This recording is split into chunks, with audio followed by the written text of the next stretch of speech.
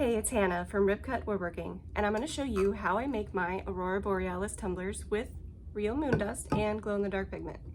If you like this video, make sure you hit the like button and subscribe to our channel.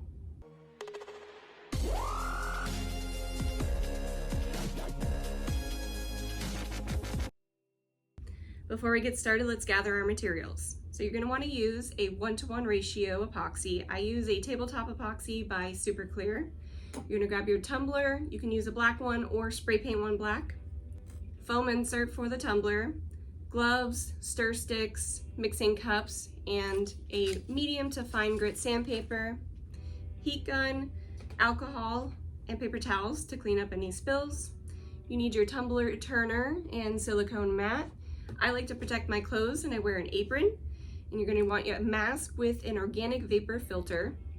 And of course, you're going to need your pigments. I use all of these by Eye Candy, and I use this by Atomic Finishes. This is the Made with Moon pigment. This is actually made with moon dust. This is what kind of makes the sparkle in the background that looks like stars.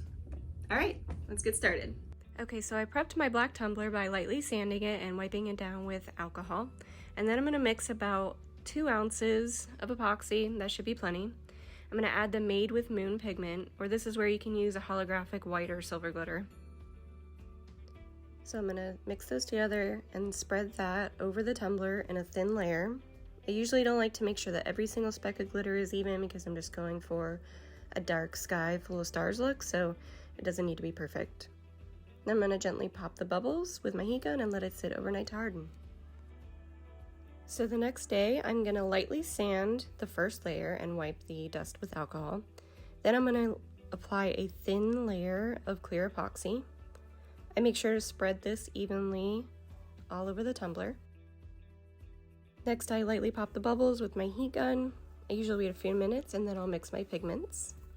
I use Midori Green and Beni Red, which are the glow-in-the-dark colors, and Okinawa Blue, Imperial Jade, and Wisteria Purple, just to make the colors pop a little more.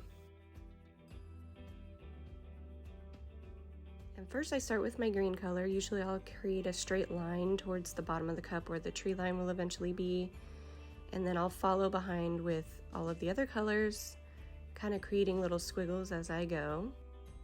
And then I'll take the heat gun and gently pop the bubbles. Then I take this silicone brush and I keep a paper towel with alcohol for wiping it nearby. And I'll gently swipe the pigment upwards. You don't want to press too hard or you'll wipe all the pigments away. Just work with the rotation of the tumbler, gently swipe, wipe in between. You don't want the colors to mix too much. And by the way, you can use any colors you'd like. If you look at pictures of the Northern Lights, there's a whole bunch of different colors. Sometimes I use just the blue and the green. Sometimes I like to use that reddish pinkish color. So once I'm satisfied with how that looks, I'm going to let that layer harden overnight. So the next day I lightly sanded the cup and I wiped that down with alcohol. And then I cut out some trees on my Cricut with black vinyl. I use different shapes and sizes to try to give a more realistic tree line. And I lay them one at a time because I found that it's easier to get the individual ones to lay flat instead of trying to get one solid tree line to lay flat all the way around the cup.